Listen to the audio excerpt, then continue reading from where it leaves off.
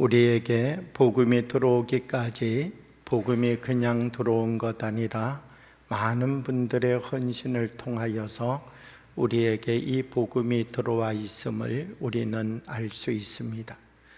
우리들 한 사람 한 사람도 우리가 살아가는 삶이 또 다른 사람에게 선한 영향력이 되어서 우리들을 통하여서 하나님 우리에게 주시는 거룩한 삶의 열매들이 또 다른 분들의 삶에도 맺어져 갈 수 있도록 하나님이 우리에게 맡기신 거룩한 역사와 사역을 감당하여 가는 아름다운 삶이 시작될 수 있기를 원합니다. 한 시골 마을에 버스 기사가 운전을 하여 가는데 할머니 두 분이 버스에 탔습니다. 운전기사 바로 뒤에 앉아서 할머니 두 분은 앞뒤로 앉아 서로 이야기를 나누어 가면서 조금 이야기를 나누어 가다가 운전기사 어깨를 두드리면서 아몬드 한 주먹을 주었습니다. 운전기사는 고맙다고 받아서 아몬드를 먹는데 조금 지나다 보니까 또 할머니가 아몬드를 한 줌 어깨를 두드리면서 주는 것입니다. 맛있게 아몬드를 다 먹을 때쯤 되어서 또 할머니가 어깨를 두드리면서 아몬드 한 줌을 주는 것입니다. 운전기사분은 할머니 감사합니다. 이렇게 아몬드를 저를 다 주시면 어떻게 합니까? 할머니도 드셔야지요. 그랬더니 이 할머니 하시는 말씀은 우리는 이가 없어서 먹을 수가 없어. 운전기사분이 또 이야기를 하였습니다. 그런데 이것을 왜 사셨습니까? 할머니 대답하기를 그래서 초콜릿만 빨아먹고 운전기사분에게 아몬드를 주는 거야. 이 운전기사분 모든 것을 다 알았다면 할머니가 주시는 아몬드 받아 먹었을까요? 안 먹었을까요? 이 초콜릿 아몬드에서 초콜릿은 할머니들이 빨아먹고 이가 없어서 아몬드는 기사 양반을 계속 주었다는 것입니다. 사실 우리는 세상을 살아가면서 우리가 아는 것에는 한계가 있습니다. 때때로 전부 다 아는 것이 좋을 때도 있지만 때때로는 부분적으로 아는 것이 우리에게 더 유익할 때도 있습니다. 그러나 우리가 이 세상을 살아가면서 우리가 유익한 만큼 아는 것도 우리가 알아야 될 세계를 다 알지 못하는 것도 우리들에게는 중요한 것이 아닙니다. 우리들은 이 세상을 살아가면서 아느냐 모르느냐를 넘어서서 우리 한 사람 한 사람이 정말 준비해야 할 것을 준비하며 살아가고 있는가, 이것이 우리의 삶에서 더 중요하다는 것입니다. 사람마다 준비하지 않는 사람은 없습니다. 어떤 사람은 오늘을 노력하여서 내일을 준비하는 사람이 있고 어떤 사람은 1년 뒤에 있을 시험을 준비하기 위하여서 오늘을 뜬 눈으로 세워가며 준비해 가는 사람도 있습니다. 어떤 사람은 10년 뒤에 집을 마련해 보겠다고 오늘 먹어야 될 것들을 아끼고 절약해 가면서 10년 뒤에 있을 그것을 준비해 가는 사람들도 있습니다. 그런데 우리가 이 모든 세상 한 걸음 한 걸음 살아가면서 20년 뒤, 30년 뒤의 것은 준비하며 살아가고 있는데 우리의 인생의 마지막이 우리에게 다가왔을 때 우리는 우리의 마지막을 준비하고 있는가라고 하는 사실을 한번 되돌아보아야 된다는 것입니다. 우리는 지금까지 어떤 것을 준비해 왔고 앞으로 어떤 것을 준비해 갈 것인가? 우리는 무엇을 준비하기 위하여서 나의 삶의 방향을 정하고 살아가는가? 여기에 따라서 우리는 어떤 것을 남겨야 될 것인가가 달라지게 된다는 것입니다. 우리가 지금 서 있는 이 자리에서 나는 지금까지 무엇을 남기며 살아왔는지, 그리고 내가 지금까지 남기며 살아온 이것을 나의 마지막 날까지 이대로 남기며 살아가면 될 것인지, 우리 한 사람 한 사람 우리는 인생이라고 하는 것이 무엇인지 그 의미와 가치를 바로 알아갈 수 있는 사람들이 되어야 된다는 것입니다. 사도 바울은 오늘 우리들에게 말씀합니다. 디모데후서 4장 1절의 말씀을 보게 되면 하나님 아까 살아있는 자와 죽은 자를 심판하실 그리스도 예수 앞에서 그가 나타나실 것과 그의 나라를 두고 엄히 명하노니, 이렇게 말씀하고 있습니다. 사도 바울은 우리가 마지막 순간을 준비하며 살아야 된다라고 하는 사실을 강조하고 있습니다. 다른 말로 하나님 앞에 설 수 있는 준비를 하고 있는가라고 하는 것입니다. 사람들은 어느 시점을 중심으로 보느냐가 중요합니다. 10대의 관점에서 생각하면 준비해야 될 것과 남기고 싶은 것 다릅니다. 20대의 관점의 눈으로 보게 되면 20대의 사람들이 준비하고자 하는 것과 남기고 싶어 하는 것이 다릅니다. 40대를 살아가는 사람들을 보면 40대 살아가는 사람들, 그들이 남기고 싶은 것, 준비하고 싶은 것이 다릅니다.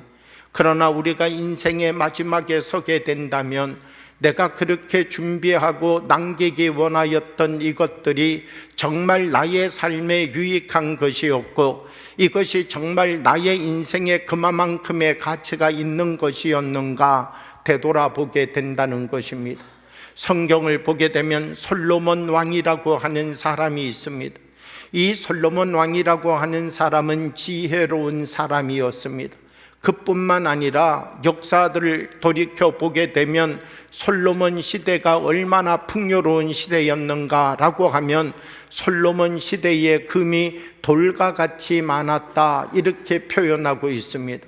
솔로몬 시대에 그와 같은 엄청난 업적을 이루어내고 사치스럽고 호화로운 삶을 살았다는 것입니다. 그런데 이 솔로몬이라고 하는 사람, 죽음을 앞두고 자기의 인생을 어떻게 평가하는가? 나는 원 없이 살았습니다. 나는 행복하게 살았습니다. 나는 가질 것 다 가져보고 누릴 것 다 누려보고 나의 인생을 살았습니다. 이렇게 말하는 것 아니라 이 솔로몬이라고 하는 사람은 헛되고 헛되고 헛되고 헛되니 모든 것이 헛되도다. 자기가 자기의 한 인생의 삶을 살고 자기 인생이 어떤 것인가를 돌이켜 보았더니 자기의 인생 속에 의미와 가치가 있다라고 생각했던 그것들이 의미와 가치 있는 것 아니라 헛된 것이라고 하는 사실을 발견하게 되었다라고 하는 것이죠. 다른 말로 쉽게 이야기하면 자기 인생을 잘못 살아왔다는 것입니다. 솔로몬이라고 하는 사람, 얼마나 지혜로운 사람이었습니까? 솔로몬이라고 자기의 인생을 막 살고 싶었겠습니까? 그렇지 않습니다. 솔로몬도 자기에게 시간이 다가올 때마다 그 시간을 통하여서 자기의 인생을 아름답고 자기의 인생을 가치 있게 만들기 위하여서 노력하였던 사람이지요. 그런데 자기의 인생의 제일 마지막 자리에서 돌이켜 보았더니 나는 준비해야 될 것을 제대로 준비하지 못하고 남겨야 될 것을 제대로 남기지 못하는 인생의 삶을 살았다는 것입니다. 솔로몬의 이 헛되다라고 하는 자기 고백은 무엇을 이야기합니까? 나에게 젊음이 주어져서 다시 젊어진다면 나는 내가 살아왔던 이와 같은 삶으로 나의 인생을 살아가는 것 아니라 나는 분명 다른 인생을 살아갈 것이라고 말하는 것이죠. 이 솔로몬이 이 말을 통하여 지금 삶을 살아가고 있는 젊은 세대에게 주고자 하는, 자기들 후세의 사람들에게 주고자 하는 메시지는 무엇입니까? 너희들도 너희들의 삶을 점검하고 살아라. 그러지 아니하면 나와 똑같은 헛된 삶을 반복하게 될 것이다. 이것을 말해주는 것이겠지요. 우리는 내가 살아가고 있는 지금 나의 삶 이대로 계속해서 살아가게 된다면 나는 무엇을 남기는 사람이 될 수 있을 것인가 깊이 고민해 볼 필요가 있다라고 하는 것입니다. 어떤 사람은 돈이 인생의 최고라고 생각하는 사람도 있습니다. 나는 돈만 가지면 돼. 나는 돈을 얻을 수 있다면 형제하고도 등을 줘도 괜찮고, 나는 돈을 얻을 수 있다면 부모님과 척을 줘도 괜찮고, 나는 이 돈이라고 하는 것을 얻기 위하여서 이웃과도 등을 돌릴 수 있고, 나는 이 돈이라고 하는 이 가치를 얻기 위하여서 내 인생의 모든 것을 바치며 살 거야. 인생을 그렇게 살았는데 마지막 순간 보니까 돈의 힘을 알게 되었다는 거예요. 아무리 많은 돈을 가지고 가더라도 나의 생명을 1분 연장할 수 없다는 사실을 깨닫게 되었다는 것입니다. 내가 돈을 위하여 살아왔던 나의 인생이 잘못된 것이구나. 마지막 순간 돌이켜보게 되는데 지금까지 살아왔던 이 삶의 방향을 바꾸어내는 것은 불가능하다는 것이지요. 오늘 우리가 잘못된 행복론에 빠져 있다는 것입니다. 많은 사람들이 인문학을 공부하면서 행복이라고 하는 주제를 가지고 인간의 삶이 행복해야 된다라고 말합니다. 상담을 해가는 사람들도 행복한 삶을 살아가기 위하여서 버려야 될 것을 버려야 된다라고 말합니다. 지성주의자들도 철학자들도 결국 자기를 성찰하고 행복한 삶을 살아갈 수 있는 방법을 선택하여야 된다라고 말합니다. 그러나 우리들이 이 행복 속에 들어있는 유혹을 바르게 깨달아야 된다는 것이죠. 우리가 생각하는 그 행복이 정말 나를 행복하게 할 수 있을까? 우리가 그 방향으로 살아가면 정말 그 행복을 붙잡고 그 행복이 나의 것이 될 수 있을까? 그렇지 않다는 것입니다. 오늘 성경은 우리들에게 무엇을 말씀하여 주고 있는가? 우리들 한 사람 한 사람이 자기가 무엇을 남기고 있는지를 되돌아보라는 것입니다. 내가 살아가는 이 삶의 자리 속에 나는 무엇을 남기고 있고, 나는 무엇을 남기기 위한 준비를 오늘 해가고 있는 삶을 살아가고 있는가? 자기 자신을 돌이켜보고 자기 자신의 방향을 바로 세우지 아니하면 진정한 행복을 누리지 못한다 이야기해 주고 있다는 것입니다. 오늘 우리는 삶을 살아가면서 어떤 사람은 10년 앞까지 내다보며 인생을 살아가는 사람이 있습니다. 어떤 사람은 20년 앞까지 내다보며 준비하며 인생 살아가는 사람이 있습니다. 어떤 사람은 내가 죽음을 앞두고 죽음을 준비하며 인생을 살아가는 사람도 있습니다. 그럼 여러분, 우리는 어떤 준비를 해가는 사람이 되기를 원합니까? 10년 뒤를 준비해가는 사람이 되면 되겠습니까? 20년 뒤를 준비하는 사람이 되면 되겠습니까? 죽음을 준비하고 죽음 이후의 삶을 준비하는 삶으로 우리의 준비를 더 멀리 준비해가는 인생의 경주자로 만들지 아니한다면 10년 뒤에는 기쁠 수 있지만 20년 전에 후에는 기쁠 수 있지만 우리가 영원한 생명을 가지고 있다는 사실을 알고 있다면 우리는 죽음 이후를 준비하며 살아갈 수 있는 지혜로운 사람들이 되어야 된다는 것입니다. 세계적인 부자였던 오나시스라고 하는 사람이 있습니다. 이 사람이 죽었는데 뉴욕 타임즈는 그의 죽음에 대하여 이렇게 기록하였습니다. 그는 많은 재산을 남겼는지는 모르지만 아무 유산을 남기지 못한 사람이었다. 이렇게 그의 죽음에 대하여 평가하였습니다. 오나시스라고 하는 사람은 약 5억 달러라고 하는 재산을 유산으로 남겼습니다. 지금은 5억 달러 그러면 그렇게 큰 돈이 아니라고 사람들이 생각할지 모르지만 오나시스가 죽었을 당시에는요 5억 달러라고 하는 유산을 남긴 사람이 거의 없을 만큼 세계에서 가장 많은 유산을 남긴 사람 중에 한 사람이었다는 것입니다. 그는 많은 재산을 남겼는지는 모르지만 유산을 남기지는 못하였다는 것입니다. 칼럼 리스트였던 제임스 사론이라고 하는 사람은 아무런 재산을 남기지 못한 채 세상을 떠나는 것은 부끄러운 일이 아니다. 그러나 아무런 유산도 남기지 못하고 떠나는 것은 부끄러운 일이다. 이렇게 말하였다는 것입니다.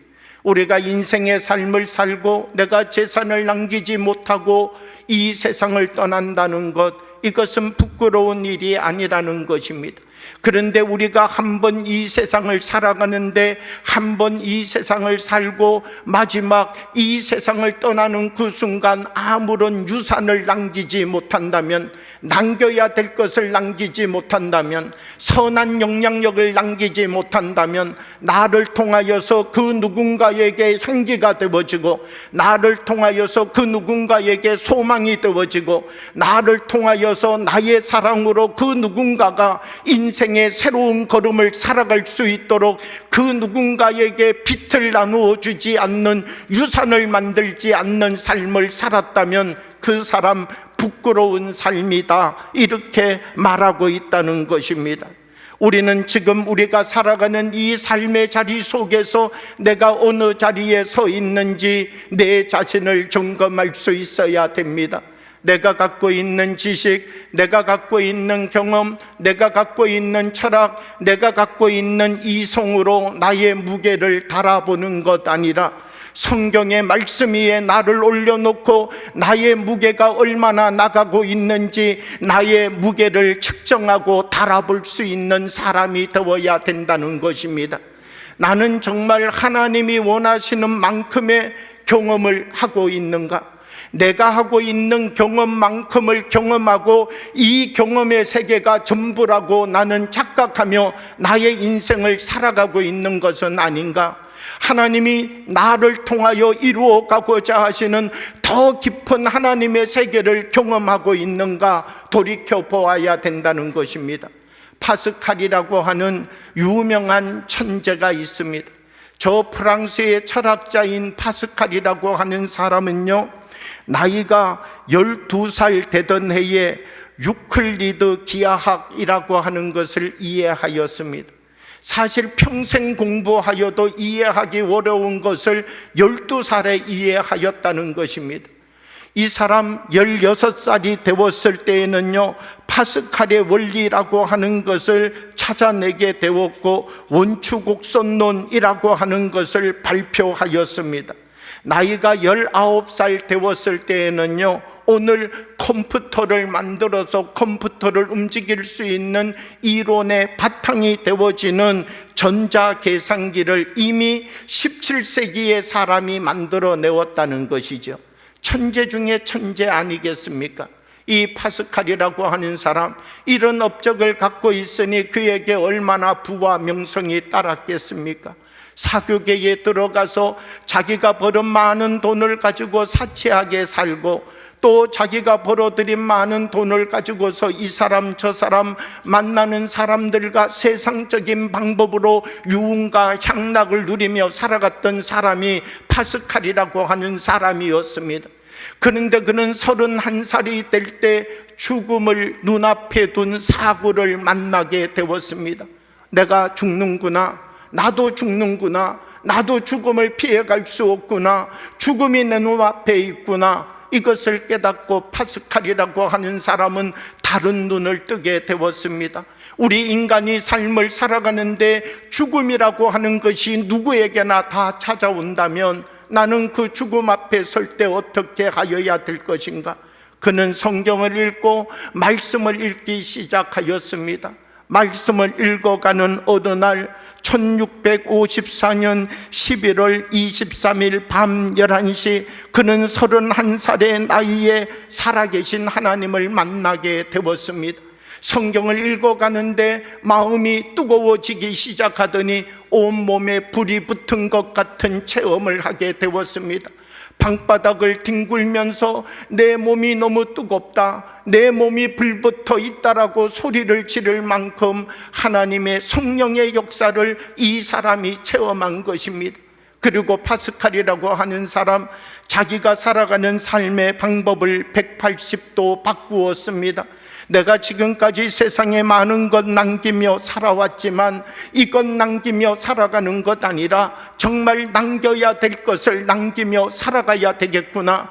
자기의 인생의 방향을 바꾼 사람이 되었다는 것입니다. 내가 지금까지 알고 있었던 경험, 내가 지금까지 알고 있었던 철학, 내가 지금까지 나의 눈으로 보며 살아왔던 세상, 이것보다가도 조금 더 멀리 바라보니까 내가 지금까지 갖고 있었던 경험보다가도 조금 더 깊이 내려가서 하나님이 우리의 인생 가운데 함께하고 있다는 이 경험까지 하게 되어지니까 자기의 인생이 무엇인지를 바로 깨닫고 아는 사람이 되게 되었다는 것입니다. 그는 만나는 사람마다 자기가 만난 하나님을 간증하였습니다. 내가 그날 저녁 기도하는 중에, 말씀을 읽는 중에 이와 같은 놀라운 체험을 하였는데 하나님이 살아계심을 나는 믿는다네. 만나는 사람들에게 자기와 함께 연구하고 공부하고 철학을 공부하고 수학을 연구하고 있는 사람들에게 자기가 만난 하나님을 소개하기 시작하였다는 것입니다. 미국의 하버드 대학교의 교수인 이븐 알렉산더라고 하는 교수님이 있습니다. 이분은 뇌 전문의입니다. 뇌 분야에서 세계에서 5손가락 안에 들어가는 뇌 전문의이지요. 이분이 뇌에 대하여서 쓴 논문만 150편이 넘을 만큼 사실 뇌 분야에 있어서는 세계적인 석학인 것이지요. 이분이 환자들을 치료해 가면서 나는 하나님 믿습니다 이렇게 이야기하는 환자를 만나면 하나님 안 믿어도 괜찮습니다, 사람은 자기 자신을 믿으며 사는 존재입니다 라고 대답하였던 사람이 이븐 알렉산더라고 하는 교수님이었습니다. 사람은 지성이 있고 이성이 있기 때문에 사람이 가지고 있는 이성과 지성을 중심으로 살아도 우리 인간은 얼마든지 인간다운 삶을 살아갈 수 있다라고 말하였습니다. 그런데 이 사람 자기 자신이 죽음을 경험하게 되었습니다. 내 척수염에 걸리게 되었는데 혼수 상태에 빠지게 되었고, 그리고 자기 자신이 죽음을 경험하게 되었습니다. 자기가 사람들이 볼 때에는 이미 죽어 있다라고 말하고 이제는 살아날 가능성이 없다라고 자기 동료 의사들도 교수들도 말하였던 그와 같은 상태 속에 들어갔을 때 자기는 천국을 체험하였다는 것입니다. 그리고 이번 알렉산더 교수님은 다시 깨어나서 나는 천국을 보았다라고 하는 책을 썼습니다. 그리고 사람들에게 말하기 시작하였습니다. 하나님은 정말 살아계십니다. 내가 만난 하나님, 내가 인생의 삶을 살아오면서 의학으로 만났던 하나님, 내가 지식으로 만났던 그 하나님보다 더 큰 하나님이 살아계셨습니다. 자기가 자기의 육체로 체험하고 난 다음에야 새롭게 자기가 지금까지 알고 있고 부정하며 살아왔던 모든 세계를 바꿔내고 이제는 본인 자신이 하나님 세계를 증거하는 거룩한 사람으로 자기의 인생의 삶을 바꾸었다는 것입니다. 하버드 대학교의 교수가 되는 게 쉽습니까? 하버드 대학교의 교수 이 직책을 가지고 있었는데 여기에 휴직계를 내고 사람들을 만나고 강의하고 오고 가는 많은 사람들, 그들 앞에 설 때마다 그는 자기가 만난 하나님을 증거하고 있다는 것입니다. 죽음 이후를 준비해 갈 수 있는 사람이 되어야 된다는 것입니다. 한번 살아가는 우리의 인생을 잘못된 목표, 잘못된 방향으로 우리의 삶을 살아가다가 우리의 인생 제일 마지막 순간에 이르러서 나는 인생을 잘못 산 사람입니다, 이렇게 후회하며 우리의 인생을 끝내는 사람이 아니라 말씀과 함께 주님이 주시는 은혜의 눈을 떠서 하나님 우리에게 주시는 그 거룩한 나라를 바로 세워갈 수 있는 사람들이 되어야 된다라고 하는 것입니다. 내가 갖고 있는 경험이 부족하여서, 내가 읽은 지식이 부족하여서, 내가 가지고 경험하고 있는 만남의 세계가 부족하여서 우리가 아직 누려야 될 더 깊은 세계를 발견하고 누리지 못하고 있다면, 우리는 내가 갖고 있는 경험도, 내가 갖고 있는 지식도, 내가 갖고 있는 믿음의 세계도 더 넓혀갈 필요가 있다는 것입니다. 우리는 4월 7일부터 10일까지 부흥성회를 준비하였습니다. 이 부흥성회를 4월 7일부터 10일까지 준비하였는데 성경책만 들고 온다고 은혜를 받을 수 있는 것 아닙니다. 지금부터 사모하여야 됩니다. 지금부터 주님, 내가 그날 주님을 만나는 날이 되게 하여 주옵소서.